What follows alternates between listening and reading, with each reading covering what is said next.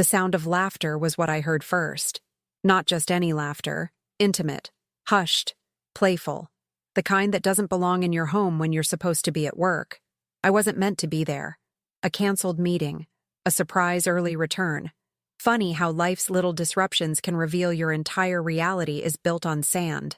I stood in the hallway of our renovated brownstone, the one I'd spent 3 years restoring, the one my interior design business had finally made possible.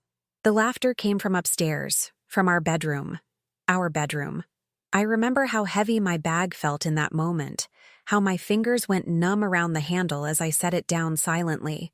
Something primal in me already knew. Something ancient and wounded and wise.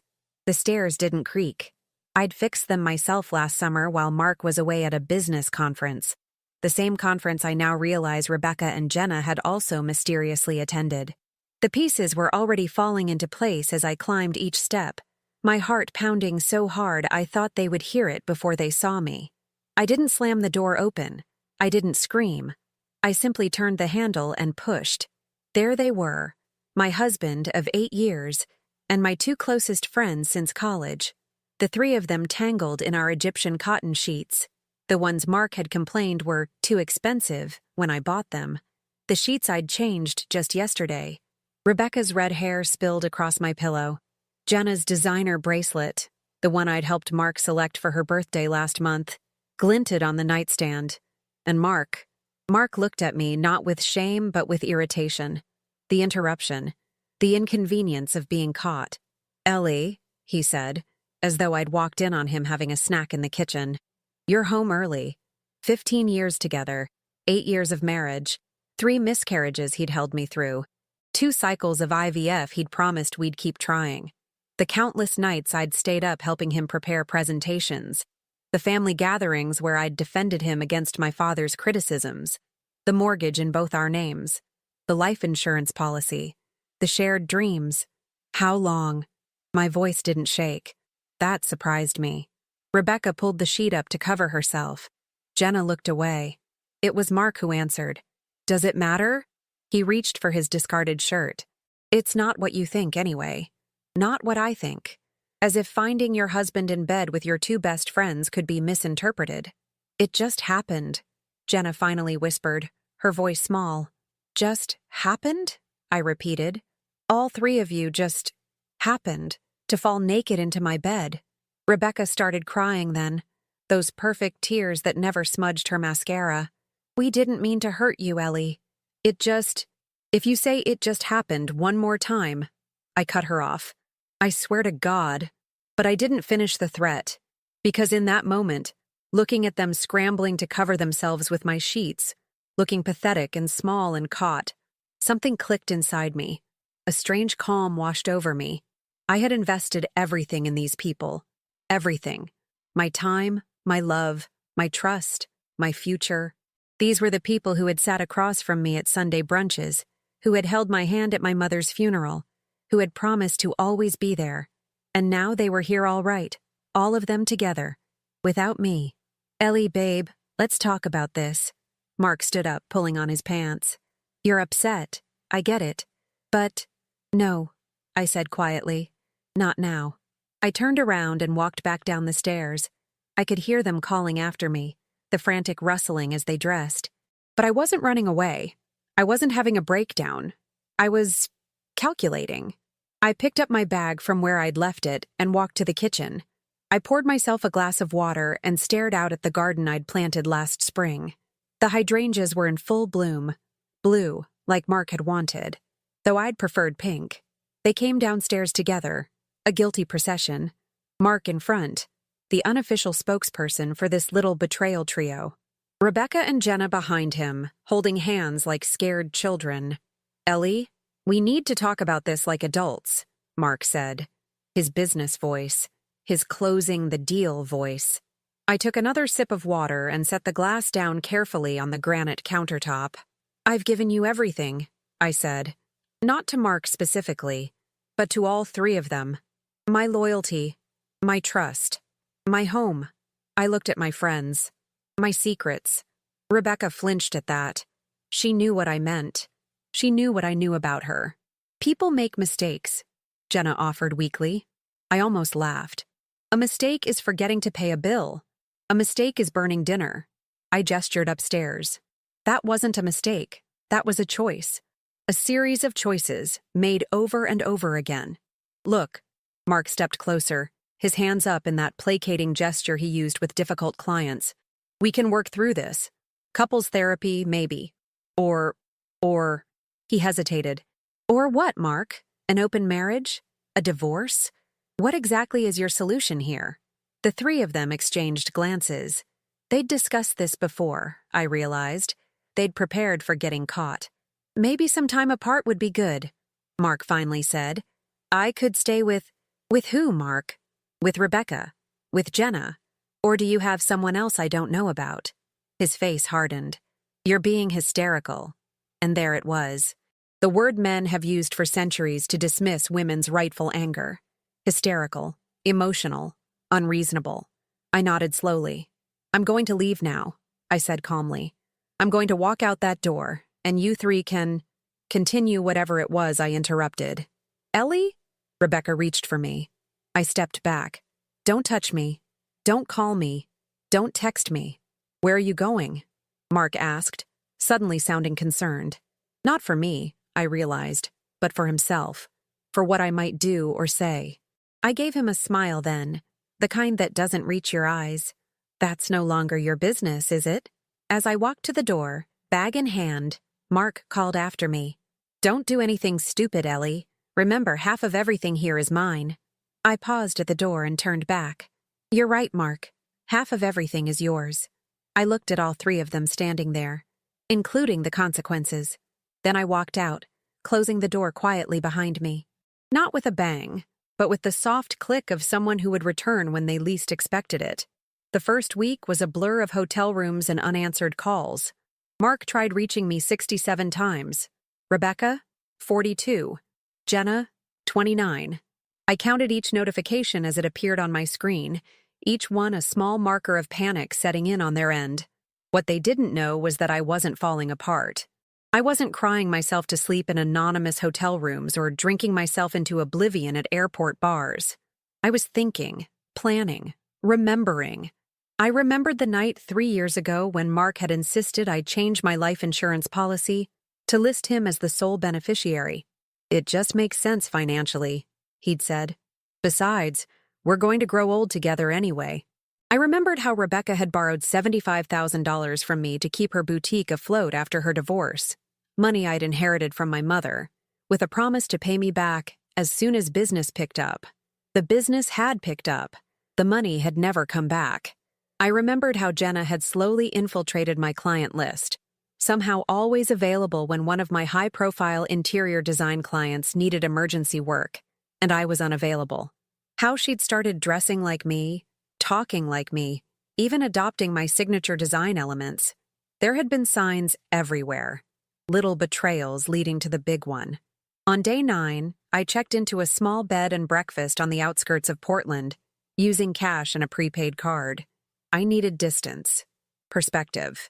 The elderly owner, Martha, took one look at me and knew something was wrong. Broken heart or broken trust? She asked as she served me tea that first evening. Is there a difference? I replied. She nodded wisely. Broken heart heals. Broken trust transforms.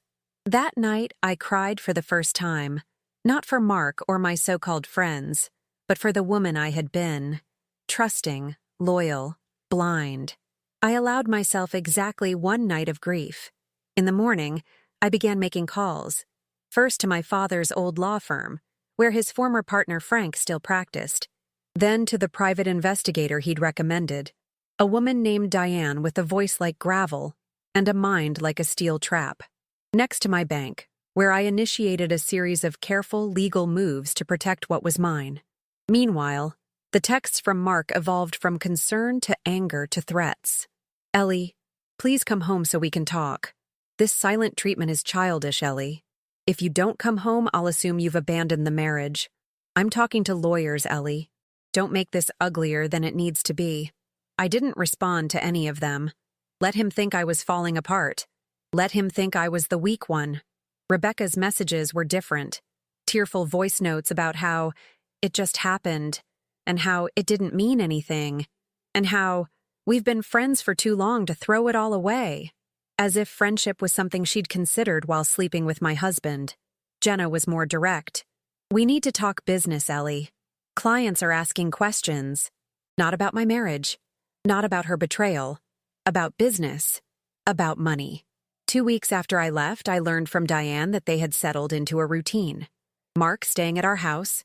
Rebecca coming over most evenings. Jenna joining them on weekends. They were playing house in my home, spending my money, drinking my wine, sleeping in my bed. They've been making calls to your clients, Diane told me over a secure line, telling them you've had a personal crisis and might not be reliable for ongoing projects. Of course they were. They were trying to dismantle my life, piece by piece. What they hadn't counted on was that I'd been keeping receipts, literal and figurative. I had the emails where Mark had transferred funds from our joint account to his private one, just to keep things organized, he'd said. I had the text messages where Rebecca had admitted using my designs for her boutique without giving me credit. I had the recordings of Jenna telling clients she was practically partners with me when she was nothing more than an occasional subcontractor.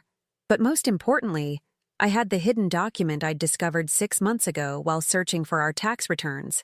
The document Mark thought was safely locked away in his private safe.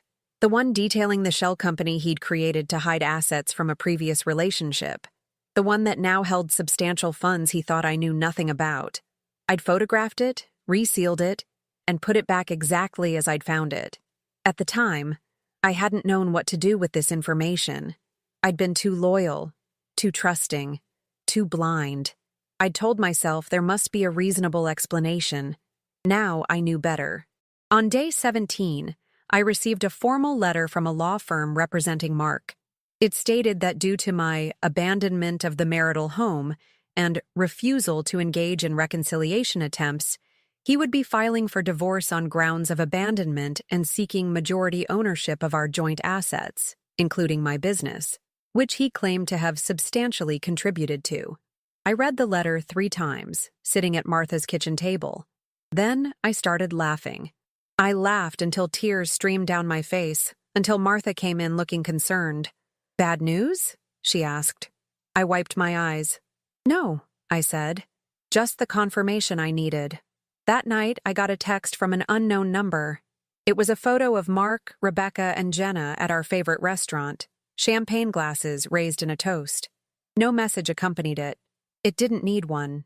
The meaning was clear. They thought they'd won. I saved the photo. Evidence of their celebration would make their fall all the sweeter. They thought I was broken. They thought I was hiding, licking my wounds, falling apart without my husband and my friends, the pillars of my life. They thought I was the same trusting, loyal Ellie they'd taken advantage of for years. But that Ellie died the moment I opened our bedroom door. The woman who replaced her was someone they wouldn't recognize until it was too late.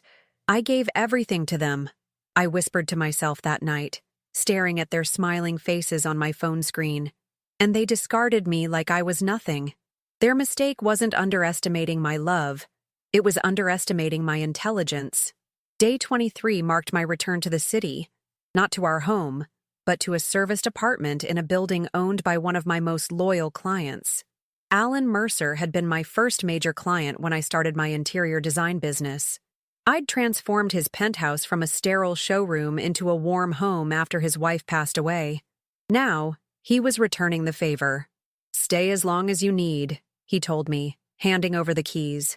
"And for what it's worth, I've told Mark and that red-headed friend of yours that I'm not interested in working with anyone but you." I hugged him gratefully. "Have they been contacting all my clients?" Alan snorted. "Trying to. Not succeeding with the ones who matter." That was something, at least. But I knew my business wasn't their real target. It was everything else.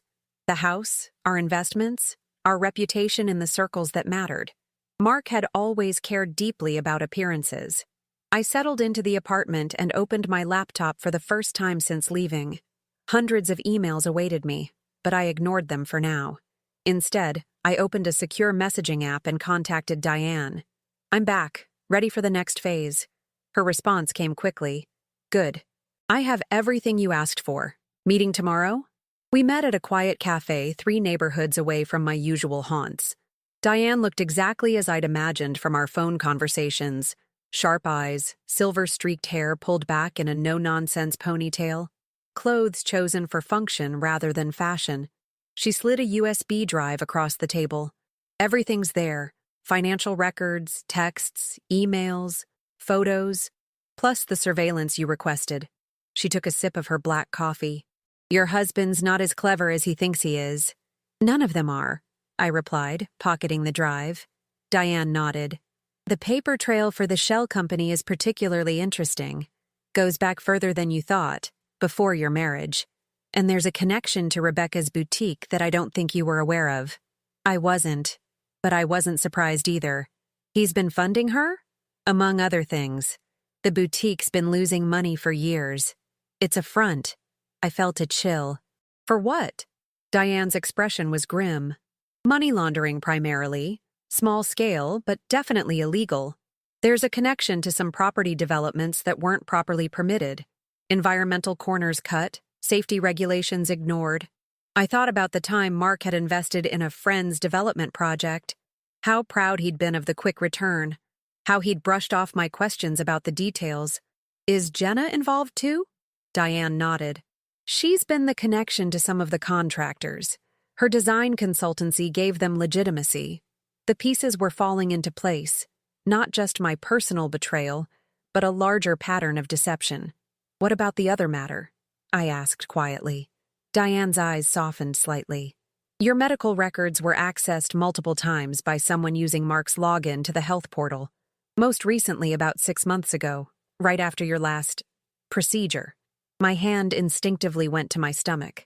After 3 miscarriages and 2 failed IVF attempts, the doctors had finally discovered the issue, a treatable condition that had been affecting my ability to carry to term. The treatment had worked.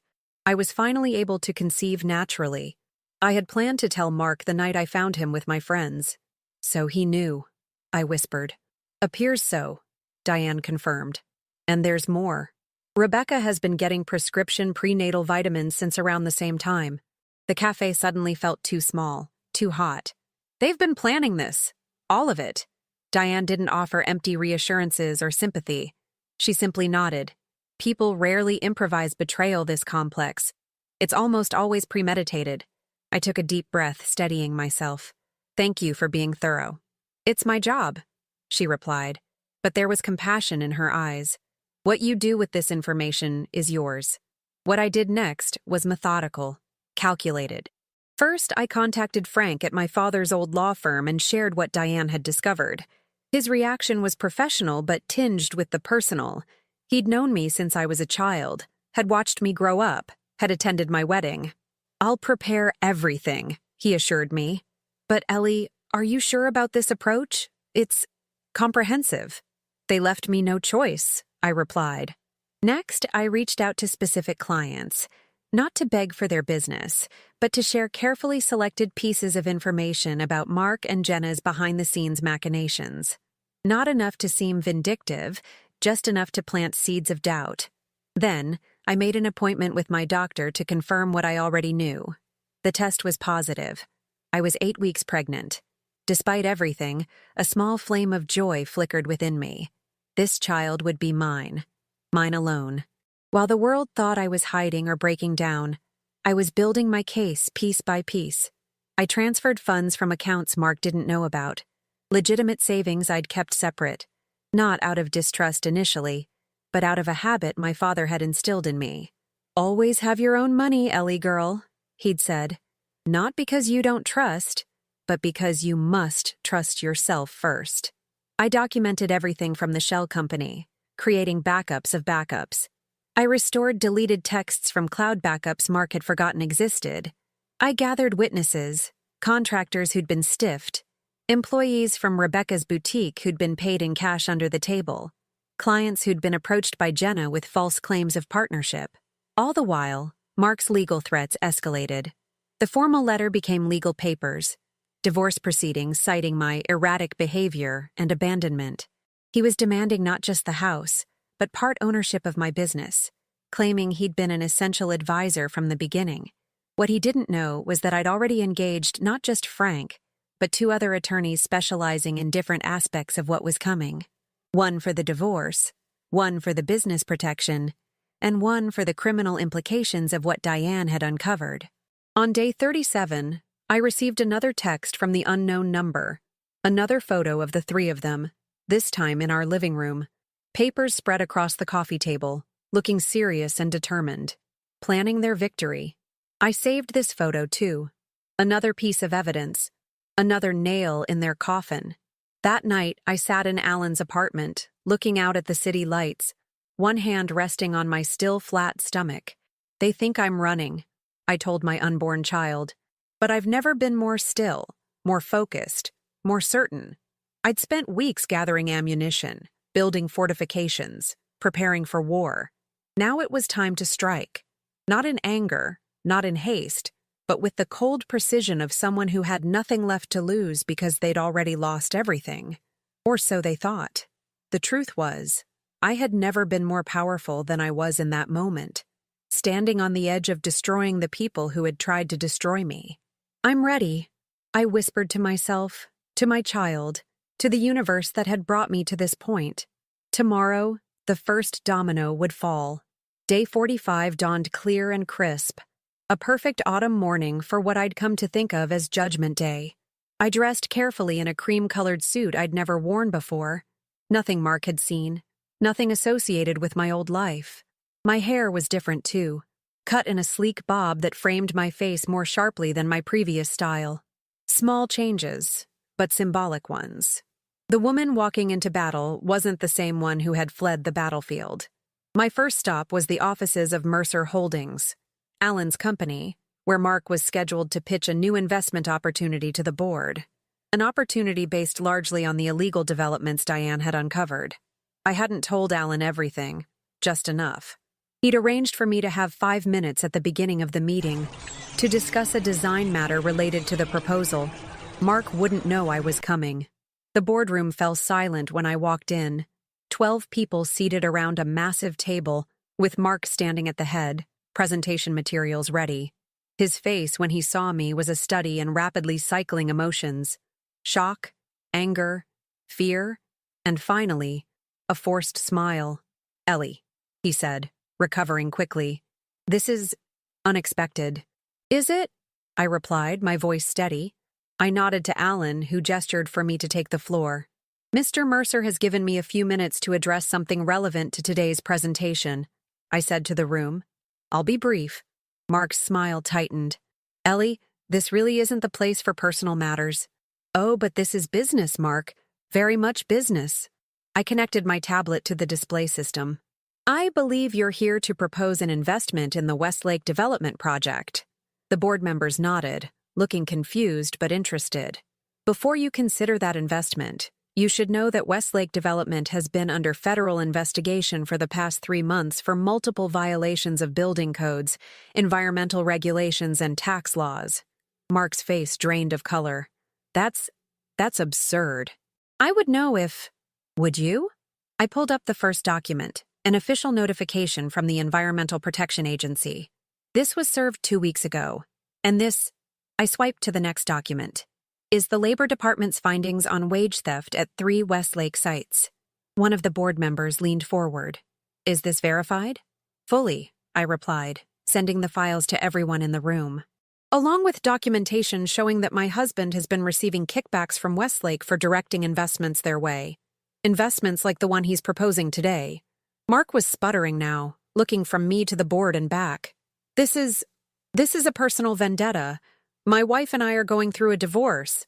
"Yes, we are," I agreed calmly. "But that has nothing to do with these documents, which have been provided to the relevant authorities. I'm simply making sure Mercer Holdings doesn't get caught in the crossfire." Alan stood then. "I think we'll need to postpone this presentation pending verification of these claims. Mark, perhaps you should take some time to address these issues." It wasn't a suggestion. Mark's eyes locked with mine, hatred blazing. "You have no idea what you've done," he hissed as he gathered his materials. "Actually, I do," I replied quietly. "This is just the beginning. My next stop was Rebecca's boutique, where I arrived just as the lunchtime shopping crowd was picking up. She saw me through the front window and froze, a dress half hung on a rack. I walked in, the bell above the door announcing my arrival to everyone in the shop. "Ellie?" she said, her voice high and tight. I've been trying to reach you." "I know." I smiled at the customers browsing the racks. "Sorry to interrupt, but I need a quick word with the owner. Business matter." Rebecca reluctantly led me to the back office, the office I'd helped her design, with the custom desk I'd found at an estate sale and refinished myself. "Look, Ellie, about what happened." "Let me stop you right there," I interrupted. "I'm not here about the fact that you slept with my husband. I'm here about the $75,000 you borrowed from me." She blinked rapidly. I told you business has been tight. I'll pay you back when— Business hasn't been tight, though, has it? Not according to your tax returns." I placed a folder on her desk. "You've been showing losses on paper while putting cash through that register that never gets reported. Mark's been helping you launder money through this place for years." Her face went white. "You can't prove that." "Actually, I can.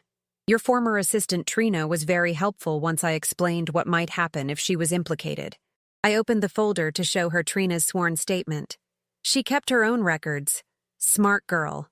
Rebecca collapsed into her chair. "What do you want?" "The $75,000 plus 5% interest transferred to this account by the end of business today." I handed her the details. "And your resignation from the West Side Women's Charity Board. I believe they'd find your recent activities inconsistent with their mission." Rebecca was a founder of the charity, her position there a key part of her carefully crafted public image. "You're destroying my life," she whispered. "No," I corrected her. "I'm simply returning the favor you three tried to do me. The difference is, I'm doing it legally." I stood to leave. "Oh, and Rebecca? I've already spoken to the building owner. He's very interested in the cash-only sublease you've been running from the back storage room." I left her sitting there, staring at the folder that contained enough evidence to ruin her. My final stop of the day was the most satisfying. A meeting with Jenna and her biggest client, the Parkers, at their home. They were planning a complete renovation, a project worth over $500,000. Jenna's face when I walked into the Parkers' living room was priceless. Pure panic barely concealed beneath her professional smile. "Ellie, I didn't know you were joining us today," she said, her voice strained.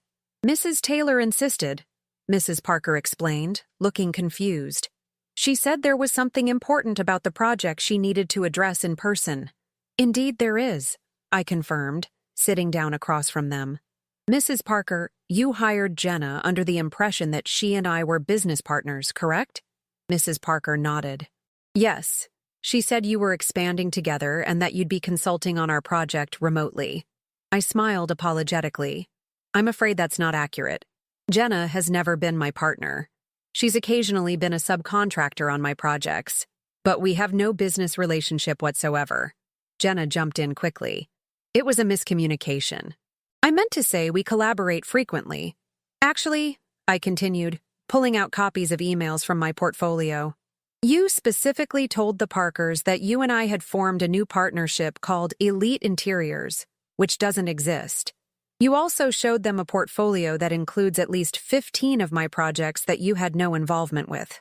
Mrs. Parker turned to Jenna, her expression hardening. "Is this true?" Jenna stammered, looking for an escape. It's complicated. Ellie and I had discussed— "We never discussed anything of the sort," I stated firmly. "And I've brought documentation of all my projects, including who actually worked on them." I handed the portfolio to Mrs. Parker. "I'm telling you this not out of spite, but because you deserve honest service for your investment." Mrs. Parker was leafing through the portfolio, her husband looking over her shoulder with a deepening frown. "I think you should leave, Jenna," Mr. Parker finally said. "We'll be reviewing our contract with our attorney." As Jenna gathered her things, shooting daggers at me with her eyes, I added one final twist of the knife. "By the way, Jenna, I've taken the liberty of informing the Design Association about your portfolio misrepresentations. They're reviewing your membership status. For someone who lived and died by her professional connections, it was a devastating blow." After Jenna stormed out, I spent another hour with the Parkers, honestly discussing their renovation needs and recommending 3 reputable designers who weren't me. I had no interest in taking over Jenna's project. This wasn't about stealing her work. It was about truth. By evening, my phone was exploding with messages, frantic texts from Mark, tearful calls from Rebecca, threatening emails from Jenna. I read or listened to each one, saving them all as further evidence of their characters. Mark's messages were the most telling. "You think you've won? This is just getting started. Remember whose name is on the house deed." What he didn't know was that I'd already spoken to the bank that morning. The mortgage payment from our joint account, the account he'd been systematically draining, had bounced. The payment I'd made from my separate account had been accepted, along with documentation showing my consistent contributions while his had become sporadic. As I returned to my temporary apartment that evening, I received a call from Frank. "It's done," he said. "The federal investigators moved faster than expected once they had your documentation. There's a freeze on all assets connected to Westlake, including Mark's personal accounts and the shell company." I sat down slowly on the edge of the bed. "And the house?" "Safe for now. Your separate payment history and the evidence of his financial misconduct gives us strong leverage. Plus, there's the matter of habitation. You may have left, but you can prove it was under duress." I nodded, though he couldn't see me. "What about Rebecca and Jenna?" "The boutique's being looked at as part of the larger investigation. As for Jenna, that's more professional than legal, but the misrepresentation could have licensing implications." "Thank you, Frank," I said quietly. "Ellie," he hesitated, "your father would be proud, not of the circumstances, but of how you've handled them. With integrity." After we hung up, I stood by the window, watching the city lights come on as dusk settled. For the first time in weeks, I felt something like peace. They had tried to dismantle my life piece by piece, assuming I would shatter along with it. Instead, I had rebuilt myself into something stronger, sharper, more resilient. The woman who had walked in on her husband and friends 6 weeks ago would have begged for explanations, blamed herself, tried to fix what was broken. The woman I had become knew better. Some things aren't meant to be fixed. Some betrayals run too deep. Some people don't deserve second chances. My phone pinged with a text from an unknown number, the same one that had been sending me the photos. This time, it was a single line of text. "You've made your point. Now let's negotiate." I smiled to myself, remembering Martha's words from the B&B. Broken trust transforms. How right she had been. 1 year later, I stood in the garden of my home alone now, watching the autumn leaves drift onto the newly installed koi pond. The hydrangeas were pink this year, just as I'd always wanted. The divorce had been finalized 6 months ago, with terms that would have been unimaginable had Mark not been facing federal charges for his role in the Westlake development scandal. He'd lost his license to practice finance, most of his assets were frozen pending further investigation, and his reputation in our circles was in tatters. I'd kept the house, my business, and walked away from any claim on his remaining assets. I wanted nothing that was tainted by his deception. In exchange, he'd signed a non-disclosure agreement about our marriage and relinquished any claim to my future earnings. Rebecca's boutique had closed. The financial irregularities had been impossible to explain away, and once the charity board discovered her involvement in Mark's schemes, her social standing had collapsed. Last I heard, she'd moved to Arizona to live with her sister. Jenna had faced less legal trouble, but more professional consequences. The Design Association had revoked her certification after finding multiple instances of portfolio fraud. She'd tried to rebuild in another city, but the industry was too small, word traveled too fast. None of them knew about the baby. My daughter, Sophia, was now 4 months old. A calm, observant little girl with my eyes and a determination that seemed entirely her own. She was napping inside while I took a rare moment for myself in the garden. My phone buzzed with a text from Alan Mercer. "Contract approved. Mercer Holdings wants you to handle all 5 properties. Your vision for the reception area sealed the deal." I smiled. My design business had not just survived, but thrived in the aftermath of the scandal. Clients had respected my handling of the situation, my professionalism even as my personal life imploded publicly. I'd gained a reputation for integrity that brought more high-profile projects than I could handle. I'd hired 2 junior designers and an operations manager to help with the workload, allowing me to balance motherhood with my career. My home office had been converted to accommodate both work and a playpen, where Sophia could stay close while I reviewed designs. The doorbell rang, interrupting my thoughts. I walked through the house, redecorated now, every trace of my previous life erased, and opened the door to find Martha from the bed and breakfast standing there with a small potted plant. "Thought I'd stop by while I was in the city," she said, holding out the plant. "Peace lily. Seems appropriate." I hugged her, genuinely happy to see the woman who had given me shelter during my darkest days. "Come in, please. Coffee?" As we sat in my kitchen, redesigned with soft grays and blues, nothing like the stark white Mark had insisted on, Martha looked around approvingly. "You've made it yours again," she observed. "It took time," I admitted. Some spaces held memories I needed to exercise. Martha nodded toward where Sophia's baby monitor sat on the counter. "And the little one? She's well?" "Perfect," I said, unable to keep the pride from my voice. "Would you like to see her when she wakes up?" "I'd be honored," Martha replied. She sipped her coffee, then asked the question I knew was coming. "Have you heard from any of them?" I shook my head. "The legal agreements prevent direct contact. I hear things, of course. People talk. And are you satisfied?" Martha chose her words carefully. "With how it all turned out." I considered this. Was I satisfied? Was revenge as sweet as they said? It wasn't about satisfaction, I finally answered. It was about justice, about consequences, about making sure they couldn't do to someone else what they tried to do to me.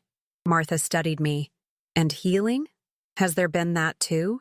I smiled, thinking of Sophia, of my thriving business, of the new friends I'd made, genuine ones this time with no hidden agendas. Yes, different than I expected, but real. After Martha left, I checked on Sophia, still sleeping peacefully in her crib. I stood watching her tiny chest rise and fall, overwhelmed as always by the fierce love I felt for this child who had come into my life at exactly the right moment. Later that evening, as dusk fell, I received a text from a number I didn't recognize. My heart skipped a beat. Was it the anonymous texter from before? But this was different. It was from Jenna's former assistant, Mia. "Saw Jay today in Chicago. She's telling people you two are still close friends and that you're godmother to her new baby. Thought you should know the lies continue." I read the message twice, feeling a momentary flash of the old anger. Then, surprisingly, I laughed. Let Jenna lie. Let her pretend. Her fabricated reality couldn't touch my actual one. I typed back, "Thanks for letting me know. Hope you're well in your new position." Then I deleted the thread. Some might say I'd been ruthless in my response to their betrayal. Perhaps I had been. But I'd been legal, ethical, and truthful, which was more than any of them could claim. The woman who had stood in that bedroom doorway a year ago, seeing her husband entwined with her 2 closest friends, had been shattered for a moment. But only for a moment. From those shards, I'd built something stronger, a life entirely my own, answerable to no one's expectations but mine. A business that reflected my true vision, a home that sheltered only love and honesty, a future for my daughter free from the toxic patterns that had nearly destroyed me. As I picked up Sophia for her evening feeding, cradling her close as she blinked up at me with complete trust, I whispered the truth I wanted her to carry through life. "Sometimes, little one, the greatest gift people can give you is showing you exactly who they are. And the greatest power you have is believing them the first time." The betrayal hadn't defined me. My response to it had. And that response hadn't just been revenge.